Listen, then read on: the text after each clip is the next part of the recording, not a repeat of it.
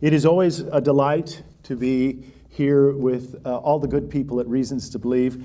I appreciate Fuzz and Hugh and all the staff at Reasons to Believe. What a wonderful community of scholars and of believers, and it's always a joy to be with you.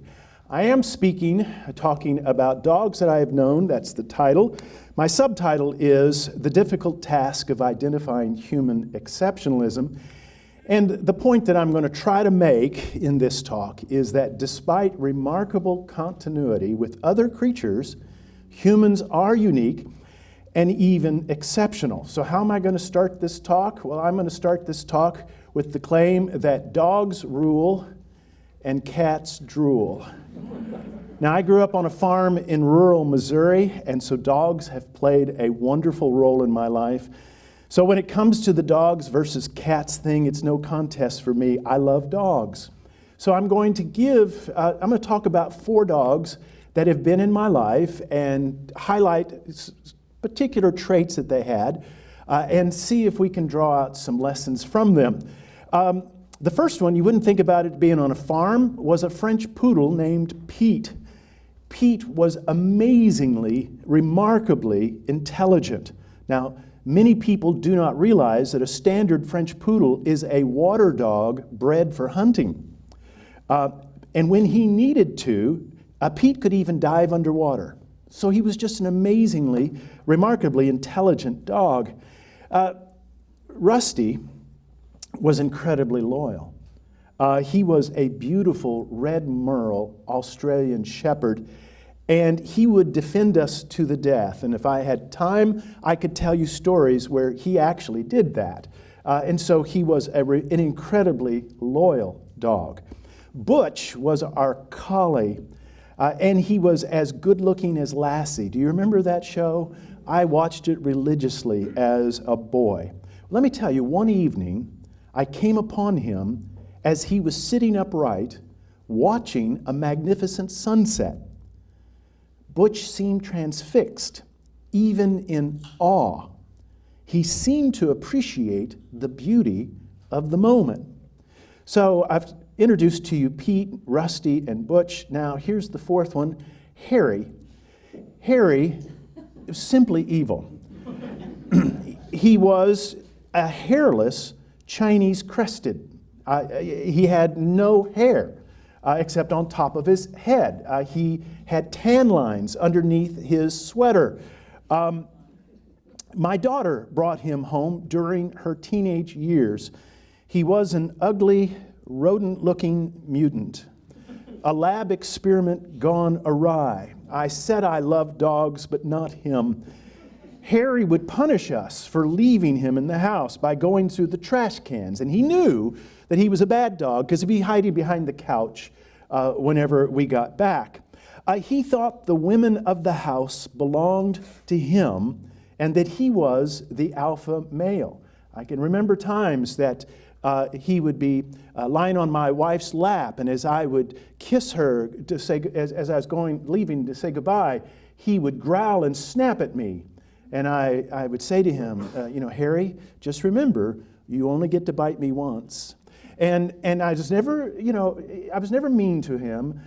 We always had a working relationship. And to top it off, he cost a fortune in trips to the vet. Now, when he died, I wrote an epitaph, and I wrote, "Thus ends Harry the Chinese crested, in whom we had so much invested. He couldn't stay, he had to go. Praise God from whom all blessings flow." So if there is a dog heaven, I'm not sure that Harry went there. Now, those are the 4 dogs.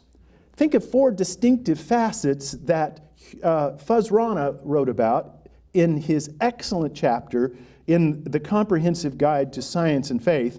It was entitled, "What is the biblical and scientific case for a historical Adam and Eve?" And Fuzz lists 4 distinctive facets of the Imago Dei.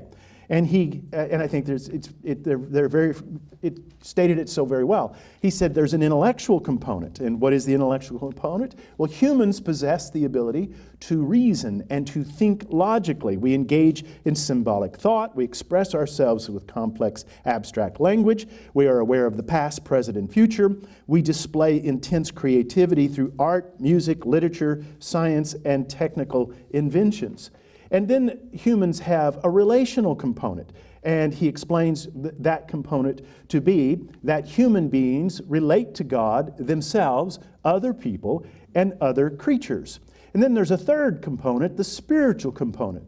And that is that humans recognize a reality beyond this universe and physical life. We intuitively acknowledge the existence of God and have a propensity toward worship and prayer and desire to connect with the transcendent. And then fourthly, there's a moral component. Humans inherently understand right and wrong and have a strong, innate sense of justice. Now compare the four dogs, intelligent, loyal, perceptive, and evil, with the four components, intellectual, relational, spiritual, and moral.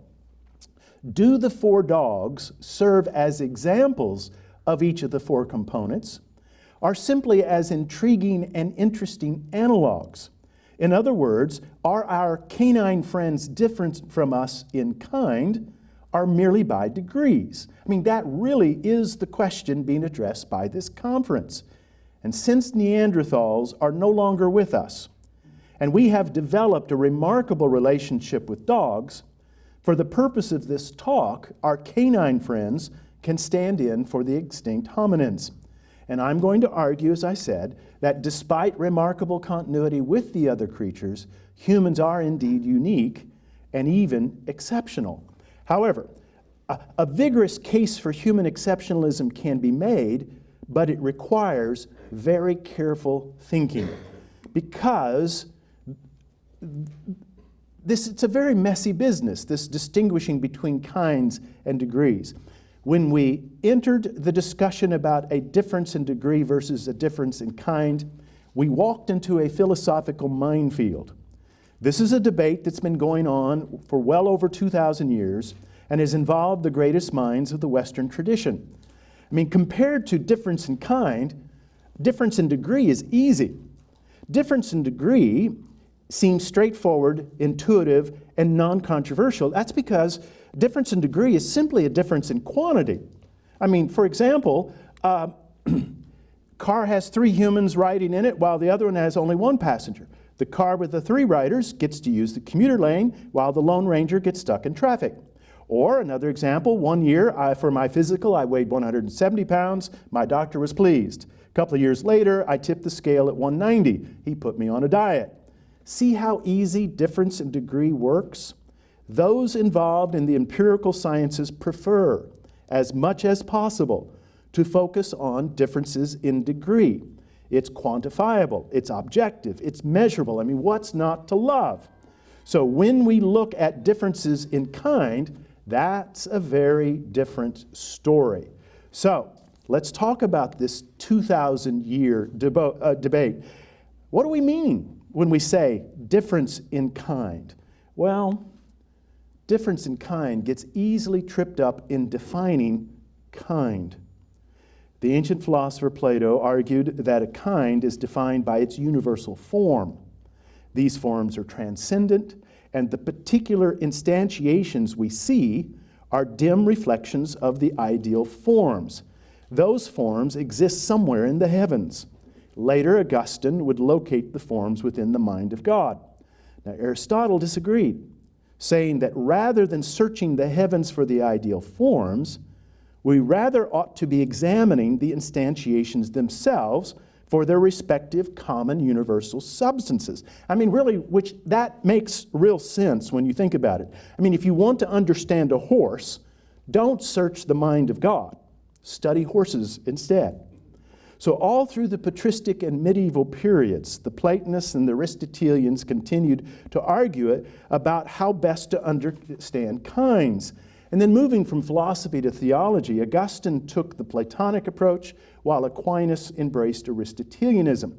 Now, Though the various parties disagreed about how best to discern kinds or essences, they both agreed as to what was a real substance.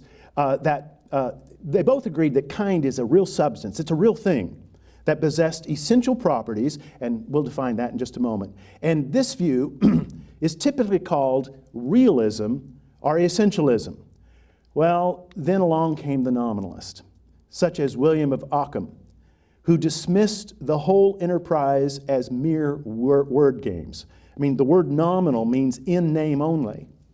And nominalism argues that only particulars exist, and whatever commonalities we discern, those are arbitrary. Whatever categorizations we employ, those are artificial. It would be hard to exaggerate the impact of nominalism on intellectual thought from the late medieval period onward. Among the reformers, Martin Luther embraced nominalism while John Calvin did not. Moving into the 18th century, later philosophers such as David Hume, Immanuel Kant, were convinced that the notion of kinds was merely a human construct, albeit a necessary heuristic device. When we move into the 19th century, in his argument for nominalism, John Stuart Mill declared, "There is nothing general except names." Now, moving into the 20th century, most scientists are familiar with Karl Popper and his principle of falsification. Popper was a radical nominalist who vehemently opposed essentialism. Now, here's the interesting thing. He saw this as a political issue rather than a scientific one.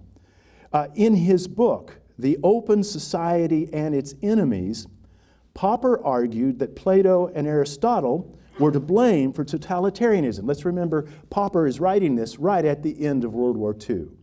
The Holocaust has happened. Stalin has taken over Eastern Europe with the Iron Curtain. And so Popper saw Plato and Aristotle to blame. What was the enemy of freedom? He says the enemy of freedom was methodological essentialism. That is the belief that it is the task of pure knowledge or science to discover and describe the true nature of things, their hidden reality, or their essence. In other words, in Popper's mind, the worst thing we could do is the very thing we are attempting to do in this meeting.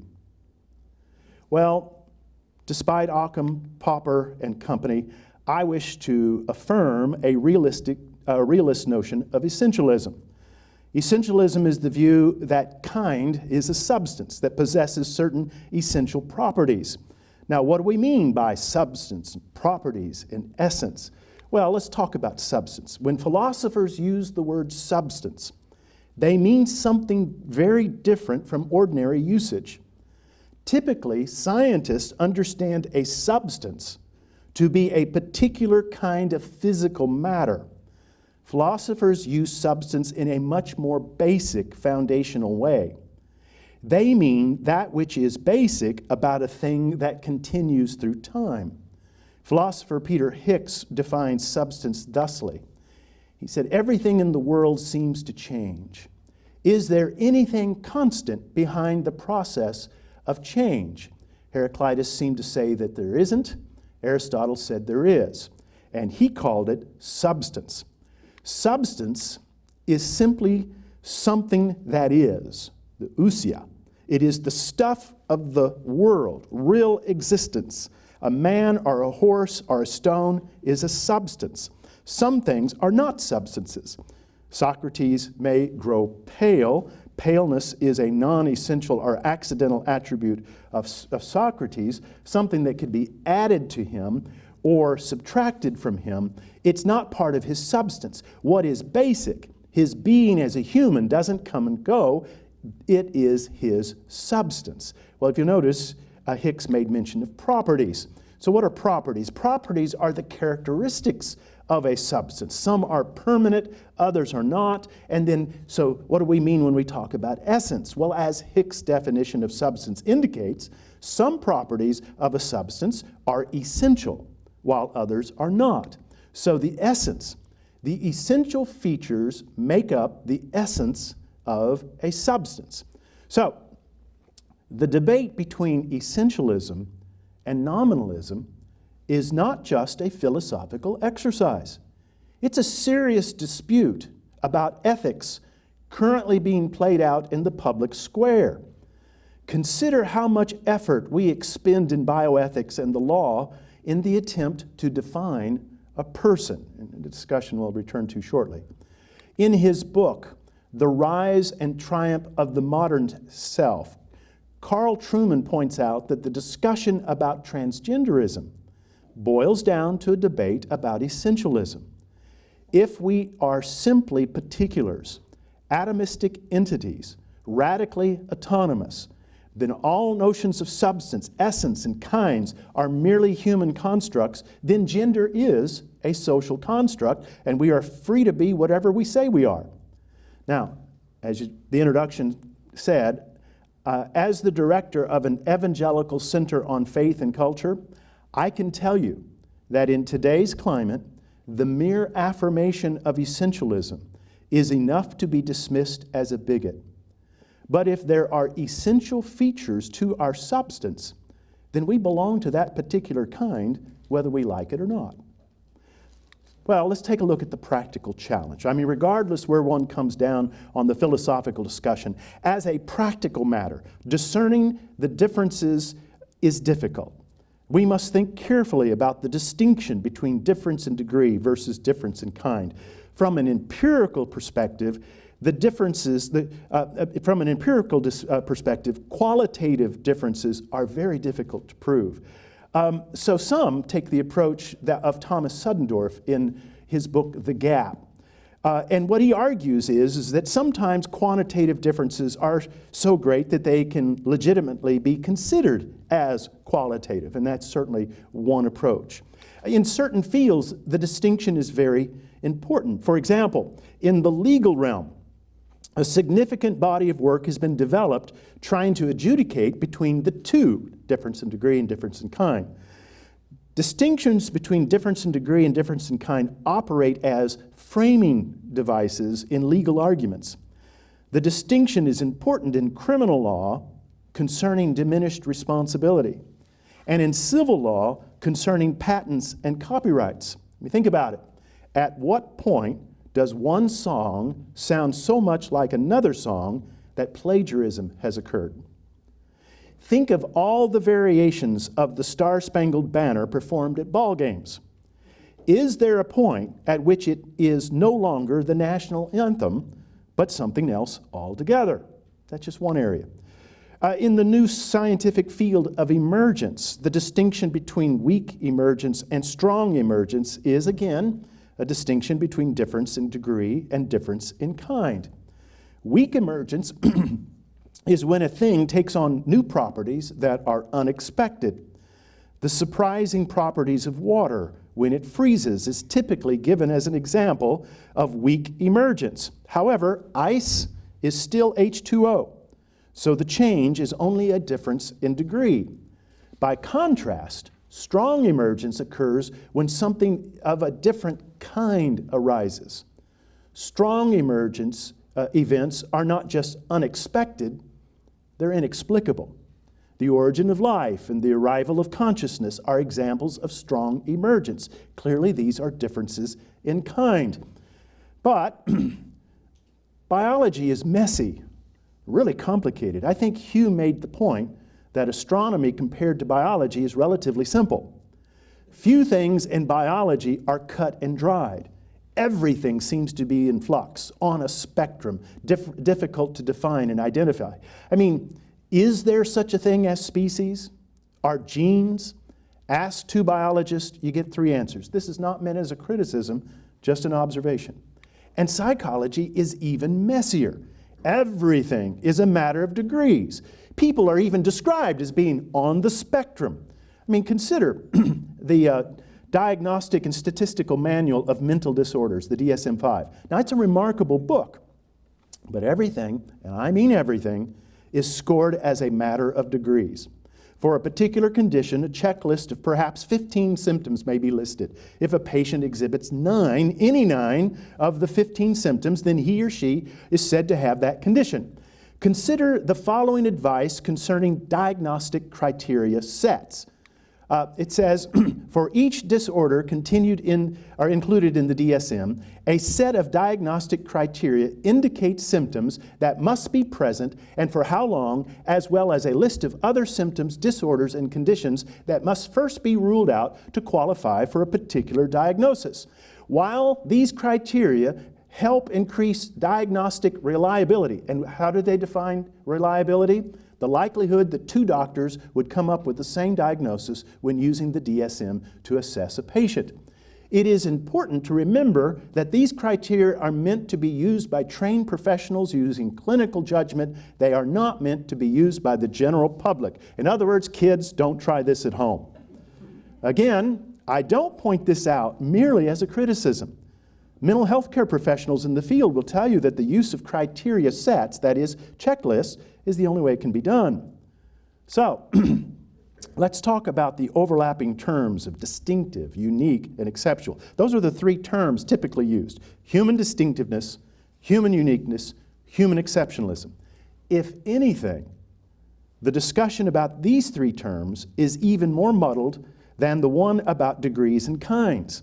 Many dictionaries present the 3 terms as synonyms, and there isn't a large body of philosophical work that teases out the nuances the way it has been for degrees and kinds. So, the following definitions I'm about to give you should be understood only as working definitions, all right, for this paper. So, how did we define distinctiveness, uniqueness, and exceptionalism? Well, human distinctiveness are those qualities, characteristics, or attributes by which humans can be classified and identified. That's fairly straightforward. For example, in contrast to plants or fungi, we are animals, namely vertebrate animals. And since we have opposable thumbs, we are labeled as primates and hominids. That's what makes us distinct. What about uniqueness? Well, human uniqueness are those qualities and characteristics or attributes that distinguish humans from all other creatures. These are abilities or traits that humans and only humans have.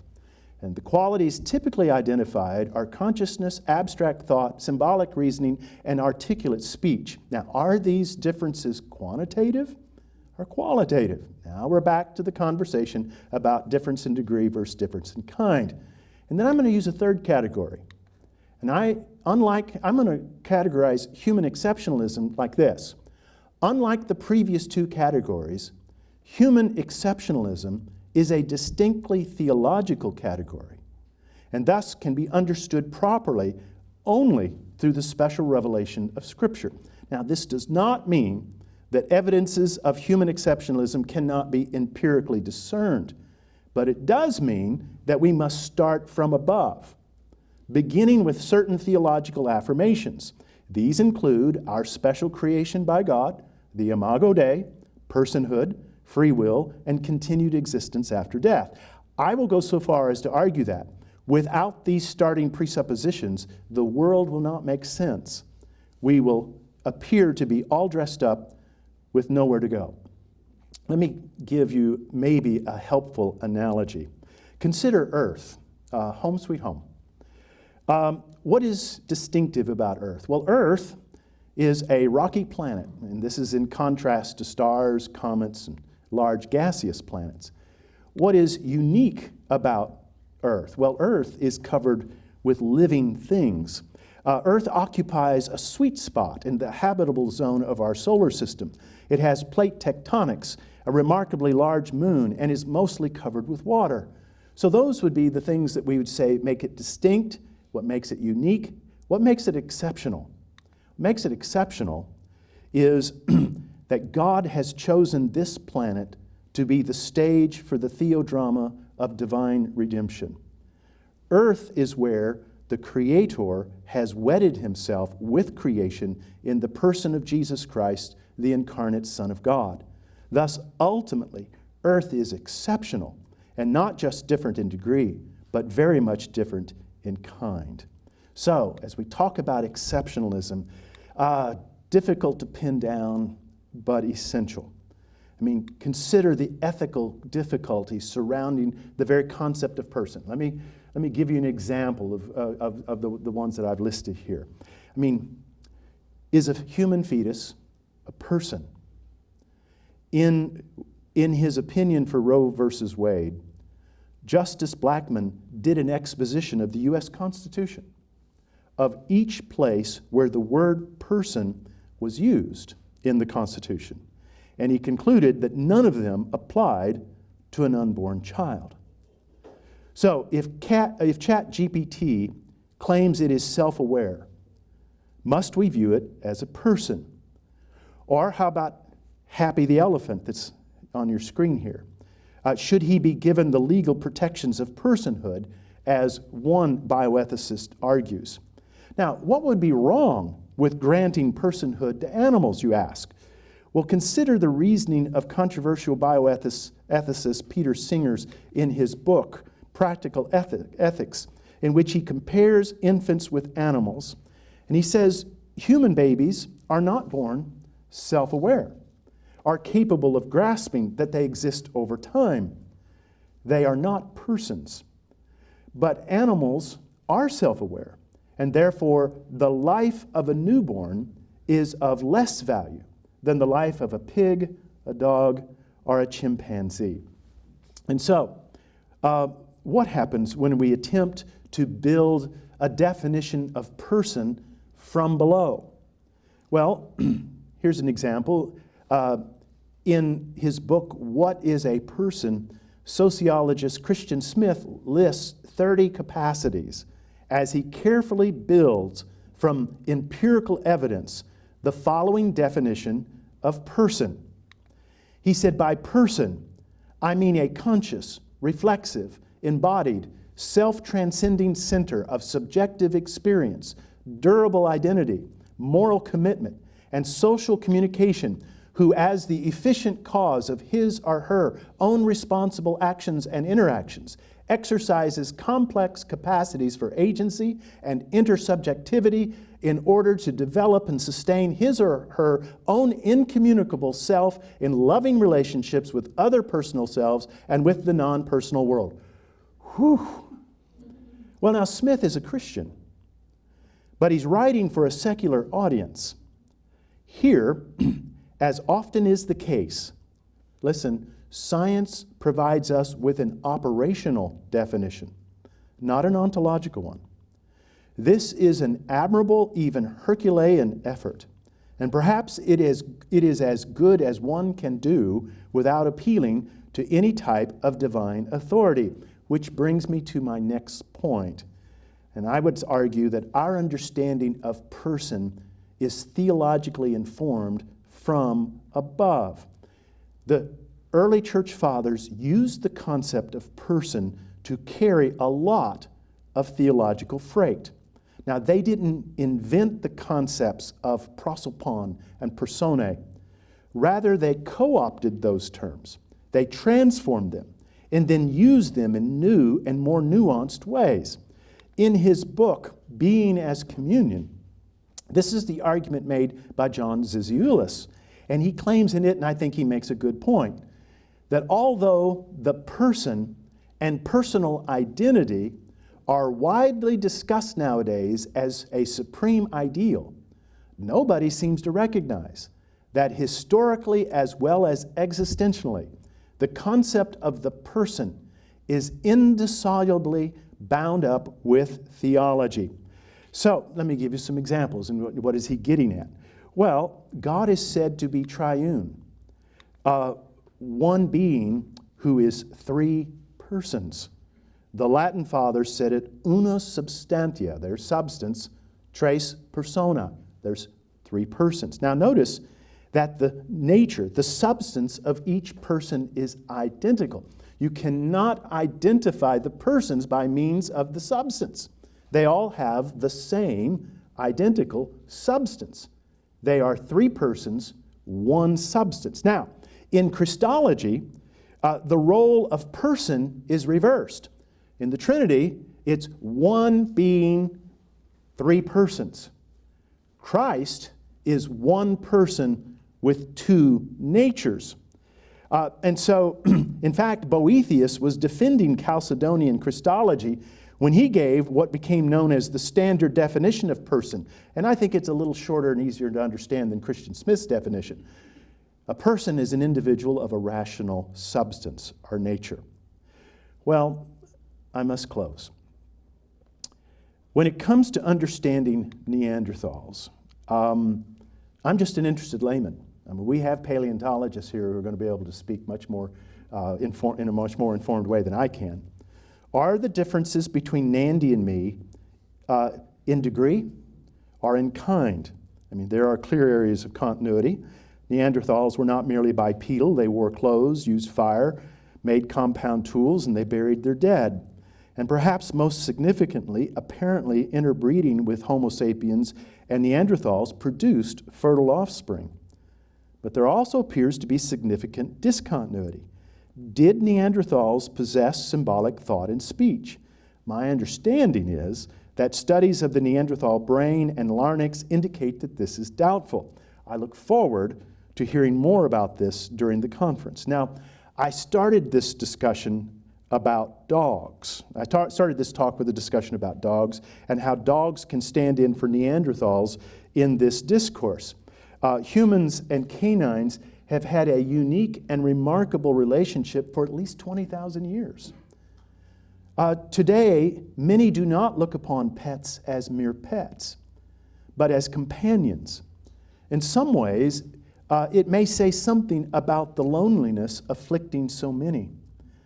I couldn't help but notice a number of books on paleontology exhibit a notable feature: the acknowledgement that as a species, we feel alone. Think of Van Heisten's book, Alone in the World, Human Uniqueness in Science and Theology, or Simon Conway Morris's notable book, Life's Solution, Inevitable Humans in a Lonely Universe. Now, I was tempted to show a clip from the 1997 movie Contact. If you remember, Contact was written by Carl Sagan, the famous atheist, and the film came out just after he died of cancer. Now, if you remember, Jodie Foster's character, Ellie, is a scientist with the SETI project. That's the search for extraterrestrial intelligence. Now, the movie makes clear that Ellie was orphaned as a child, and this tragedy motivates her. At the end of the movie, when she encounters the alien takes the form of her long-lost, dead father. And what does the alien say to her? He says, "You are an interesting species, an interesting mix. You feel so lost, so cut off, so alone. Only you're not. You see, in all our searching, the only thing we found that makes the emptiness bearable is each other." Think about it. Think about our favorite fantasy stories. Notice in our favorite fantasy stories how they are populated with creatures who are almost like us, but not quite. Whether it's hobbits, or elves, or Vulcans, or Wookiees. I think this is because, as a species, we want someone to talk to. Now, the Bible says that some have entertained angels unaware in Hebrews 12:2. But as that verse makes clear, for the most part, they don't let us know that they're around. So as I have studied for this presentation, I found myself wishing that Neanderthals were still here. I mean, the more I read about them, the more I kind of miss them. We humans seem lonely. Thank you very much.